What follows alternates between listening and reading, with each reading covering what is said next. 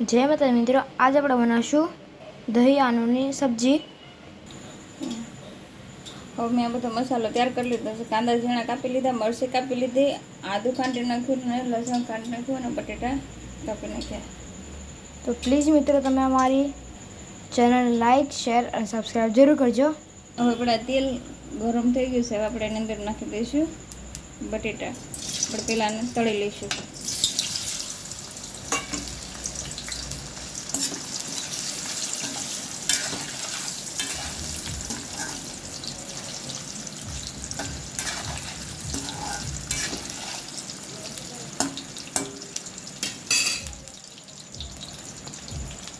મસાલો તૈયાર કરી લઈશું।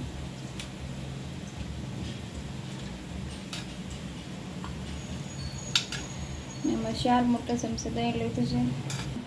હવે આપણે આમાં નાખશું હળદર, ધાણા જીરું અને કાશ્મીરી મરચું લીધું છે। આપણે નાખશું નમક।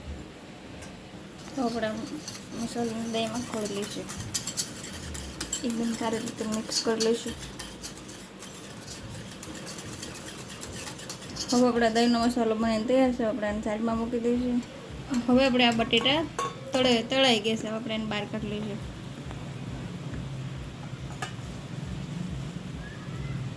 હવે આપણે બટેટા કાઢીએ છીએ એ કઢાઈમાં આપણે શાક બનાવી લઈશું। તો આપણે નાખીશું જીરું। હવે આપણે એની અંદર નાખી દઈશું કાંદા।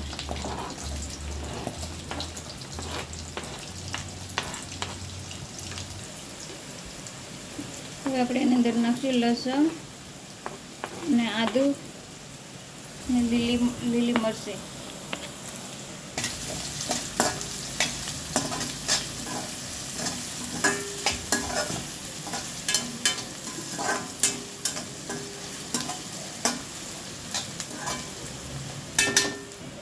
હવે આપણે થોડીક વાર ઢાંકીને મૂકી દઈશું 5 મિનિટ જેટલું ધીમા ગેસ ઉપર।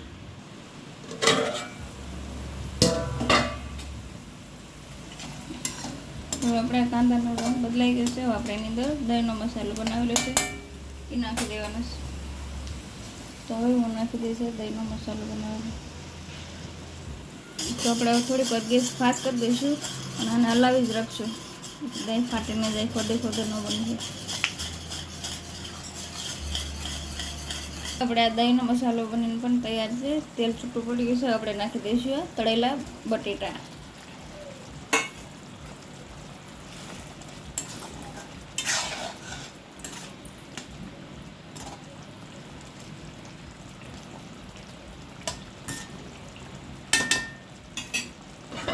હવે આપણે ફૂલ ગેસ ઉપર 3 મિનિટ મૂકી દઈશું। હવે આપણે 3 મિનિટ થઈ ગઈ છે। હવે આપણે એમાં નાખી દઈશું થોડુંક ગરમ પાણી।